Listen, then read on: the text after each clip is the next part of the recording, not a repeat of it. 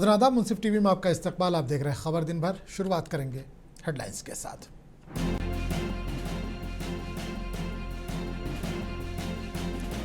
Election commission of India पीर को मुल्कीर SIR के लिए शेड्यूल कर सकता है ऐलान।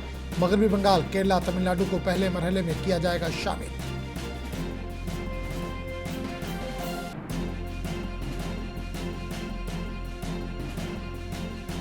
अगर बिहार में महागठबंधन को इख्तियार मिलता है तो वक्फ तरमीमी कानून को कूड़ेदान में फेंक दिया जाएगा। कटिहार में रैली से तेजस्वी यादव का खिताब।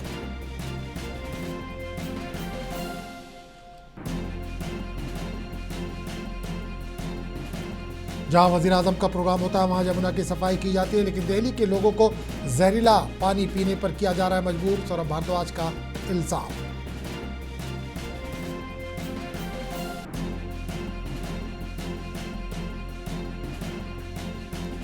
वज़ीर आज़म नरेंद्र मोदी ने आसियान इंडिया चोटी कॉन्फ्रेंस से किया खिताब। का 21वीं सदी हिंदुस्तान और आसियान की सदी है।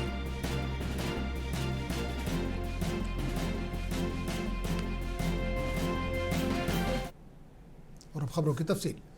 वज़ीर आज़म नरेंद्र मोदी ने इतवार को आसियान इंडिया चोटी कॉन्फ्रेंस से वर्चुअली खिताब किया। इन्होंने कहा कि हिंदुस्तान आसियान जामे स्ट्रेटेजिक पार्टनरशिप में मुसलसल इजाफा हुआ है। हमारी मजबूत शराकतदारी आलमी इस्तेहकाम और तरक्की की बुनियाद के तौर पर उभर रही है। हम तालीम, सियाहत, साइंस और टेक्नोलॉजी, सेहत, सब्ज तवानाई और साइबर सिक्योरिटी में दो तरफा ताउन को मजबूती से फ़रोग दे रहे हैं। PM ने कहा कि 21वीं सदी हमारी सदी है, ये हिंदुस्तान और आसियान की सदी है। फ्रेंड्स, 21वीं सदी हमारी सदी है, भारत और आसियान की सदी है। मुझे विश्वास है कि आसियान कम्युनिटी विजन 2045 और विकसित भारत 2047 का लक्ष्य पूरी मानवता के लिए एक उज्जवल भविष्य का निर्माण करेगा। आप सभी के साथ भारत कंधे से कंधा मिलाकर इस दिशा में काम करने के लिए प्रतिबद्ध है। इलेक्शन कमीशन ऑफ इंडिया पीर को 4:15 बजे इंतखाबी फहरिस्तों के मुल्कीर खुसूसी गहरी नजरसानी SIR के शेड्यूल का ऐलान कर सकता है। शेड्यूल का ऐलान प्रेस ब्रीफिंग में किया जाएगा, जिसमें chief election commissioner Gyanesh Kumar, election commissioner Sukhbir Singh और विवेक जोशी शिरकत करेंगे। ECI के जराये के मुताबिक मशक को मरहलेवार शुरू किया जाएगा, जिसका पहला मरहला 1 नवंबर से शुरू होना है। यह मरहला 10 से ज़्यादा रियासतों और 1 UT का अहाता करेगा, जिसमें आसाम, तमिलनाडु, पुदुचेरी, केरला और मगरबी बंगाल शामिल है। इलेक्शन कमीशन ने हाल ही में चीफ इलेक्टोरल ऑफिसर्स के 2 रोज़ा कॉन्फ्रेंस के दौरान मुल्क गिर SIR के लिए तमाम रियासतों और UTs की तैयारी का जायजा लिया था।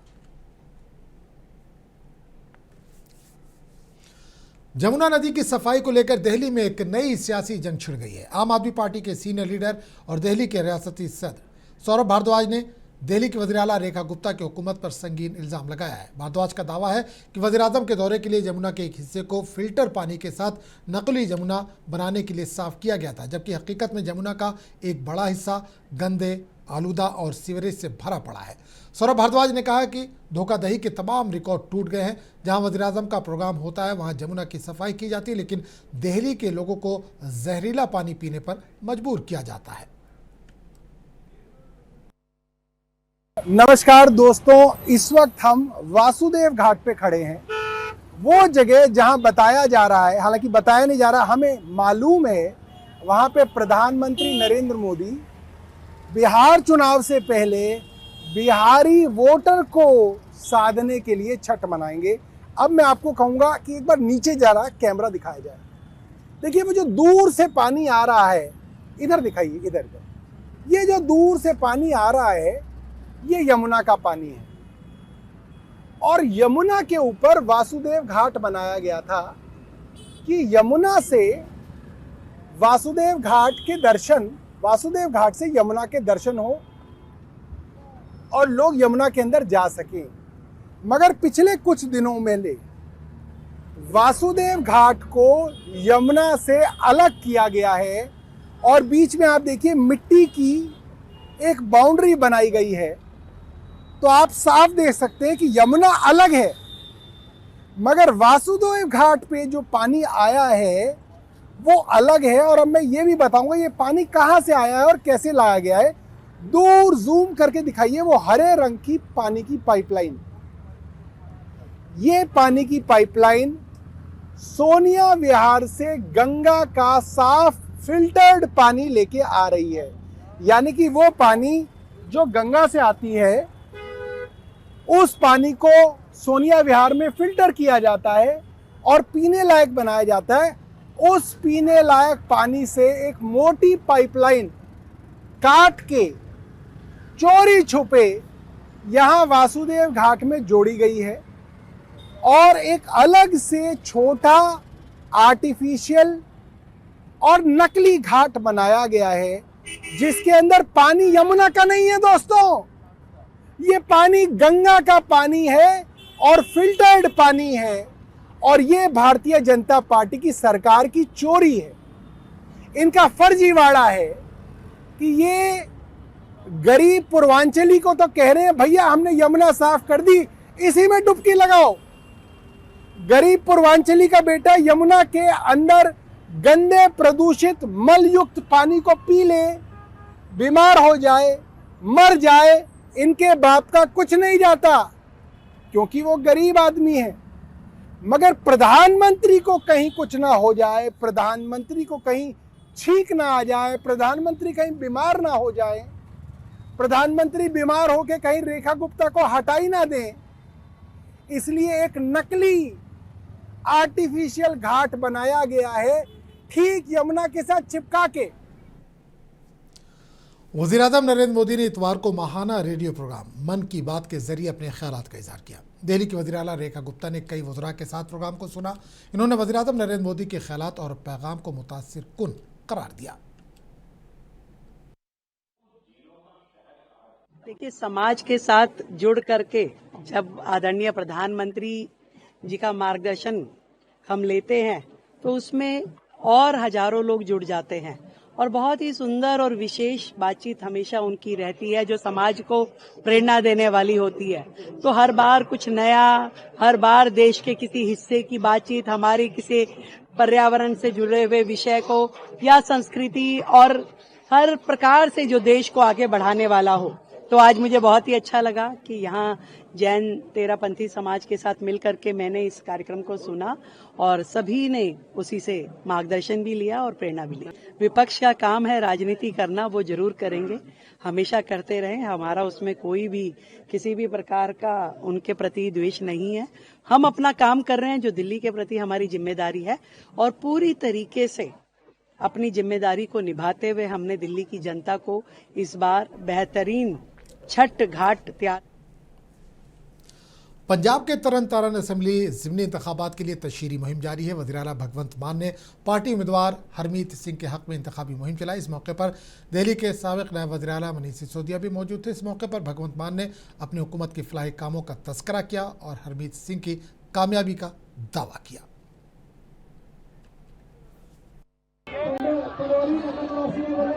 बहुत अच्छा रिस्पॉन्स। अब लोगों ਨੂੰ ਪੁੱਛੋ ਕੀ ਕਹਿੰਦੇ ਨੇ। ਇਹਨਾਂ ਨਹੀਂ ਕਰਨਾ ਸਾਰਾ ਕੰਮ। ਵਿਰੋਧੀ ਜਿਹੜੇ ਨੇ ਉਹ ਗੱਡੀਆਂ 'ਚ ਘੁੰਮ ਰਹੇ ਨੇ ਲਗਾਤਾਰ ਇੱਥੇ ਆ ਕੇ ਘੁੰਮੀ ਜਾਣ। ਉਹਨਾਂ ਕੋਲੇ ਹੋਰ ਕਹੇ ਕੀ ਘੁੰਮੀ ਜਾਣ ਤੋਂ ਘੁੰਮ ਕੇ ਮੁੜ ਜਾਣਗੇ ਵਾਪਸ। 14 ਤਰੀਕ ਤੋਂ ਬਾਅਦ ਨਹੀਂ ਆਉਂਦੇ ਉਹ। ਲੋਕਾਂ ਨੇ ਸਾਥ ਮਿਲ ਰਿਹਾ ਬਿਲਕੁਲ ਮਿਲ ਬਹੁਤ ਮਿਲ। ਇਸ ਤੋਂ ਪਹਿਲਾਂ ਵੀ ਤਰਨਤਾਰਨ ਨੇ ਪਿਆਰ ਦਿੱਤਾ ਸੀ ਡਾਕਟਰ ਸੋਲ ਸਾਹਿਬ ਪਰ ਕੁਦਰਤ ਦਾ ਭਾਣਾ ਹੋ ਗਿਆ ਤਾਂ ਇਹ ਇਲਾਕਾ ਜਿਹੜਾ ਬਹੁਤ ਵਧੀਆ ਤਰੀਕੇ ਨਾਲ ਆਮ ਆਦਮੀ ਪਾਰਟੀ ਨੂੰ ਲੀਡ ਦੇ ਰਿਹਾ। राजस्थान के वज़ीर आला भजन लाल शर्मा ने जयपुर में एक प्रोग्राम में शिरकत की। सरदार पटेल के 150वें यौम पैदाइश के तनाजुर में सवाई मान सिंह इंडोर स्टेडियम में इत्तेहाद मार्च और वर्कशॉप मुनक़िद किया गया था। इस मौके पर भजन लाल शर्मा ने कहा कि मुल्क पीएम मोदी की क़यादत में तेज़ी से आगे बढ़ रहा है। आज़ादी के बाद भी आपने देखा होगा, अभी 2004 से लेकर के 14 तक आपने देखा कि देश में किस तरह की स्थिति बन गई थी।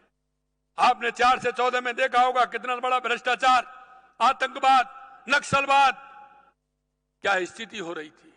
लोग सोचते थे कि आखिर इस देश का क्या होगा, लेकिन मैं आपको कहना चाहता हूं मेरे भाई और बहनों, 2014 के बाद देश के यशस्वी प्रधानमंत्री नरेंद्र मोदी जी ने जिस तरह का काम किया है, चाहे हमारे गरीब कल्याण की योजनाएं हो, चाहे हमारे विकास की योजनाएं हो, आतंकवाद नक्सलवाद का खात्मा हो या दुनिया में बढ़ता हुआ भारत का सम्मान हो। हर दृष्टि से आत्मनिर्भर भारत बनाने के लिए हम जिस तरह से देश के यशस्वी प्रधानमंत्री नरेंद्र मोदी जी काम कर रहे हैं, मैं आपसे यही कहता हूं। बिहार में इंतखाबी मुहिम जोरों शोर से जारी है। अजीम इत्तेहाद के सीएम उम्मीदवार तेजस्वी यादव ने इतवार को कटिहार के प्राणपुर असेंबली हल्के में एक रैली से खिताब करते हुए कहा कि अगर बिहार में हमारी हुकूमत आती है तो वक्फ तरमीमी कानून को कूड़ेदान में फेंक दिया जाएगा। इन्होंने कहा कि लालू प्रसाद यादव ने मुल्क में फिरकाप्रस्त ताकतों से कभी समझौता नहीं किया।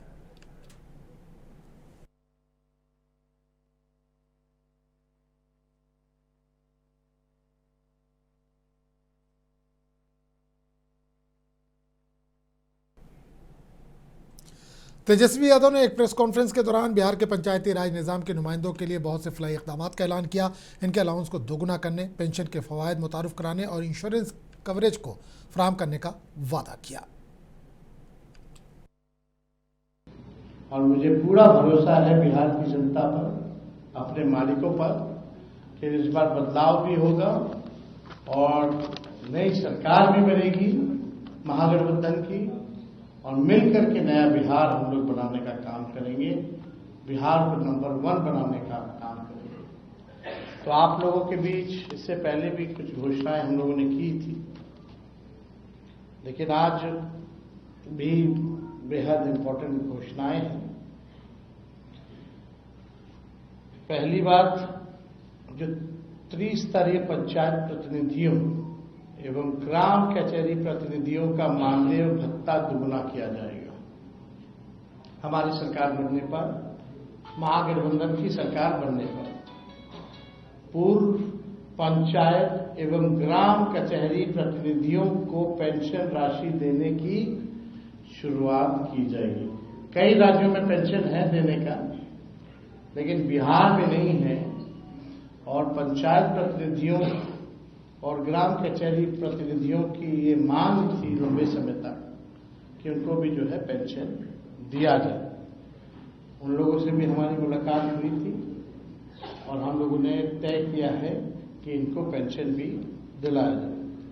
त्रिस्तरीय पंचायत एवं ग्राम कचहरी प्रतिनिधियों का 50 लाख का बीमा किया जाएगा। एलजेपी रामविलास पासवान के सदर चिराग पासवान ने कहा कि इस मरतबा एनडीए तारीखी जीत हासिल करेगी। इन्होंने कहा कि एनडीए की पार्टियां मुत्तहिद हैं और अजीम इत्तेहाद मुनक़सिम है। 15 साल दिए थे बिहार ने आपको।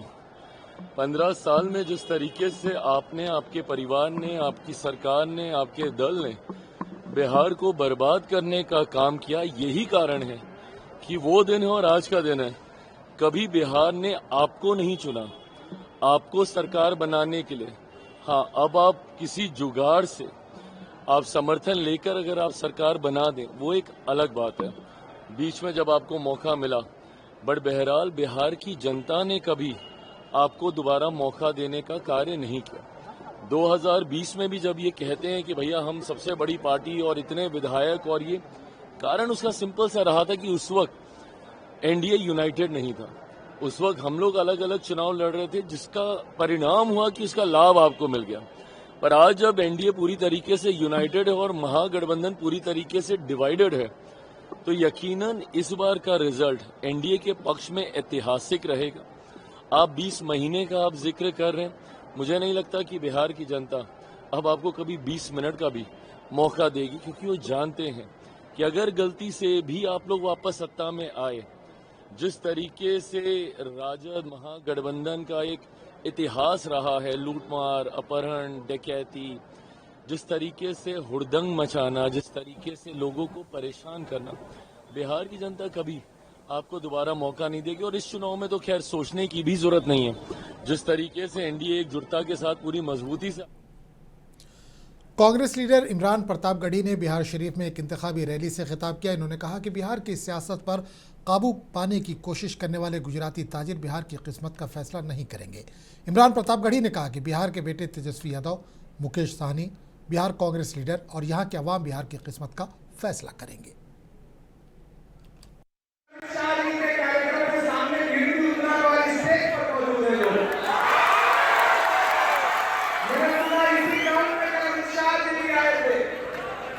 बिहार के बारे में बड़ी बड़ी बातें कर रहे थे, लेकिन बिहार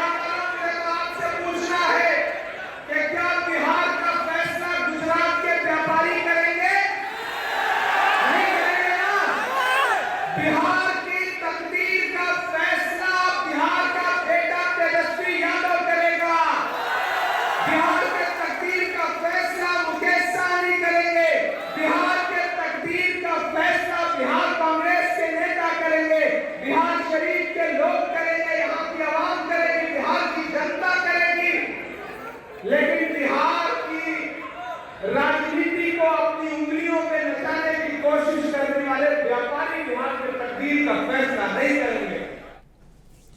कर्नाटक के वजीर प्रियंक खड़गे आरएसएस पर लगातार तनकीद कर रहे हैं। इन्होंने कहा कि आरएसएस कानून और आइन से वालातर नहीं है और मुल्क के हर शहरी और हर तंजीब को जवाबदेह होना चाहिए। Questions about the existence of the world's largest NGO, and it's high time somebody asks this question and they give answers. They are not above the law, they are not above the constitution, and for how long will this go on? You cannot be every citizen in the country, every organization in the country is and should be accountable. That's all we are asking for.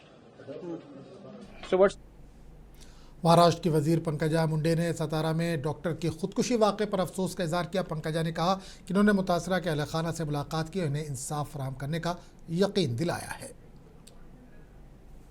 उन्होंने अपने हाथ पर suicide note लिखा है, ऐसी news मैंने देखी थी। पहले तो मुझे पता नहीं था इस बच्चे का नाम क्या है और वो मेरे जिले से है क्या, ये भी पता नहीं था। पर एक डॉक्टर की आत्महत्या हुई है और उसने लिखा है ऑफिसर्स का नाम, ये मुझे पता था। तो मैंने इस पर ऑलरेडी अपनी भूमिका मुंबई से ही व्यक्त की।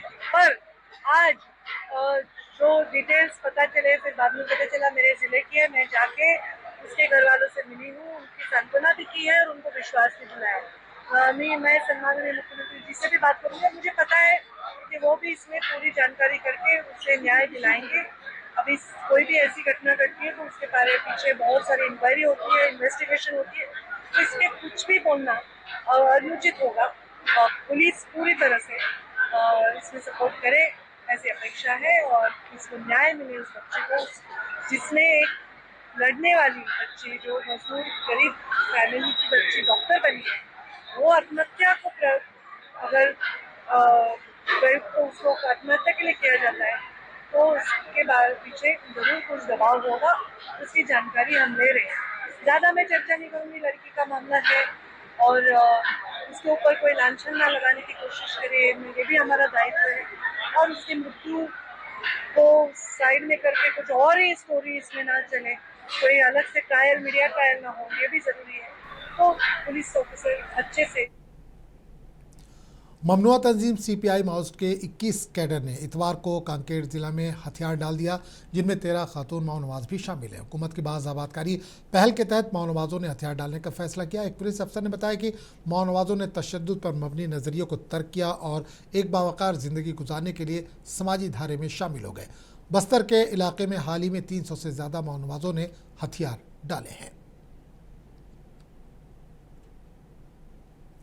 और कांकेर जिले में 21 माओनवाजों के हथियार डालने पर छत्तीसगढ़ के वज़ीर आला विष्णुदेव साई का कहना है कि वज़ीर आज़म मोदी और वज़ीर दाखिला अमित शाह ने अज़्म किया है कि 31 मार्च 2026 तक पूरे मुल्क से नक्सलिज्म का खात्मा कर दिया जाएगा और उनका अज़्म ज़रूर पूरा होगा। हाँ, पिछले समय रुपेश के नेतृत्व में जो 210 माओवादियों ने आत्मसमर्पण किया था, उसी में से कुछ लोग बच गए थे जिन्होंने आज आत्मसमर्पण किया है। अब माननीय हमारे देश के यशस्वी प्रधानमंत्री जी और माननीय गृह मंत्री जी ने ठाना है कि अगले साल 31 मार्च 2026 तक पूरे देश से नक्सलवाद को समाप्त करना है और उनका संकल्प। पंजाब के मुख्तलिफ इलाकों में किसानों की जानिब से पराली जलाने का सिलसिला जारी है। तरन तारण के किसान हरमीत सिंह का कहना है कि मजदूरों की कमी और ज़्यादा लागत की वजह से ये हमारी मजबूरी है। इन्होंने कहा कि हुकूमत पराली जलाने पर पाबंदी लगाती है लेकिन कोई दूसरा मुतबादिल भी फराहम नहीं करती। दिल्ली में असल मसला वहाँ 24 घंटे काम करने वाली फैक्ट्रियों का है जो आलूदगी में नुमाया तौर पर इजाफा करती हैं।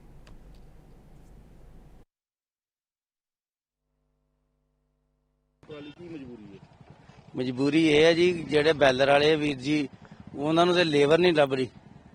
वो 1000 रुपये तक और फिर डे की दिहाड़ी ते बंदा मिल जे, वो गट्ठा बन रहे जे गैसी बच जाती हूँ के घर आन के गल पैन दिया, तू मेरे बंद ते आया तो चुकनियां किने। इस करके सरकार ते मना कर दी आ, ते ये भी जाके जेडे बैलर वाले वीर बन रहे उन्हें जाके भाई उत्थे भी अग्ग बलदी। दिल्ली ये जान के कही जाते दिल्ली तू साडा जमींदारां दा जांदा जे, होर इन्नियां फैक्ट्रियां रात दिन चलन दियां, उन्हां दा दिल्ली च तू आ जांदा। अमरीकी सदर ने कहा कि मशरिक़ वस्ता में अमन मजबूत है और इन्हें यकीन है कि यह अमन मुस्तकिल होगा। ताहम इन्होंने वाज़ेह किया कि इसके पायदार रहने के लिए तमाम फरीकों को अपने वादों की पाबंदी करनी होगी। ट्रंप ने अपने बयान में कहा कि हमास को फौरी तौर पर हलाक होने वाले इजरायली यरगमालियों की लाशें वापस करनी होंगी, जिनमें 2 अमरीकी भी शामिल हैं। बसूरत दीगर इस अजीम अमन अमल में शरीक ममालिक को इक़दाम करने होंगे।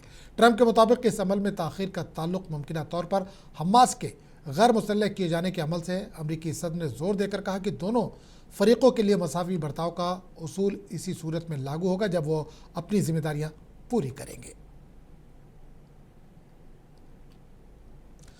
इजराइल के वज़ीर-ए-आज़म नेतन्याहू ने कहा कि जंगबंदी पर रजामंदी के बावजूद गजा या लेबनान में अहदाफ पर हमला करने के लिए इजराइल किसी से इजाज़त नहीं लेगा। नेतन्याहू ने वज़रा के इजलास से खिताब करते हुए कहा कि इजराइल एक खुद मुख्तार रियासत है। हम अपने ही ज़राए से अपना दिफा करेंगे और अपनी किस्मत का खुद फैसला करेंगे। हम इसके लिए किसी की मंजूरी नहीं चाहते। हम अपनी सिक्योरिटी कंट्रोल करते हैं। गजा जंगबंदी को मुस्तहकम करने के सिलसिले में आला तरीन अमरीकी हुक्काम के दौरे के 1 हफ्ते के बाद इनका ये बयान सामने आया है।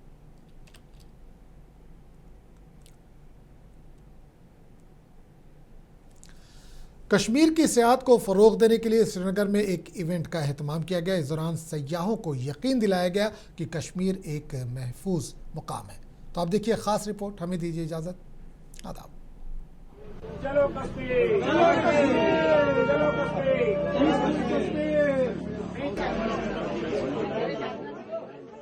मुंबई के एक टूर एंड ट्रैवल एजेंसी ने पहलगाम हमले के बाद सियाहत को फ़रोग़ देने के लिए पहला फेम टूर चलो कश्मीर का एहतमाम किया। वादी में सियाहत के फ़रोग़ और सयाहों में एतमाद पैदा करने की तरफ एक अहम कदम उठाते हुए मुंबई के ट्रैवल एजेंसी ने इस दौरे को मुनज़्ज़म करने के लिए कश्मीर के हाउस बोट ऑनर्स एसोसिएशन के साथ ताउन किया। इस इक़दाम का मकसद सयाहों को यकीन दिलाना है कि कश्मीर एक महफूज मुकाम है। हम लोग 26 साल से कश्मीर की टूर्स कर रहे हैं और साल में ऑलमोस्ट 5 से 6 महीना तक हमारे कश्मीर की रूट चल रही है। और लास्ट 5 साल से कश्मीर का गोल्डन एरा, जिसे हम सुवर्ण काल बोलते हैं, ऐसा गोल्डन एरा आया था और बहुत बढ़िया काम चला था। ऐसे ठीक ही रूम मिलना मुश्किल हो रहा था, ऐसा दौर चला था। अनफॉर्चुनेटली 22 अप्रैल को ये पहलगाम का हादसा हुआ। बाद में टूरिज्म डाउन गया, थोड़ा लोग सदमे में थे, शौक में थे, थोड़ा गुस्सा भी था लोगों को और उसकी असर टूरिज्म पर पड़ी। लेकिन हमने 26 साल से ये कैंपेन चलाई। यहाँ काफी अप डाउन आए, चाहे वो बुरहान वानी का इंसिडेंट हो या पुलवामा अटैक हो या 370 एब्रोगेशन हो या कोविड हो। हर साल जब ये क्राइसिस आई तभी हमने आगे आके फ्रंट में रह के एक कैंपेन चलाया, चलो कश्मीर, प्रमोट कश्मीर, लव कश्मीर। जम्मू कश्मीर के महकमे सियाहत ने इस इक़दाम का खैर मकदम करते हुए इसे सयाहों का एतमाद बहाल करने और मुल्क भर की सियाहती सनत के साथ ताल्लुकात को मजबूत बनाने की जानिब एक मुस्बत कदम करार दिया।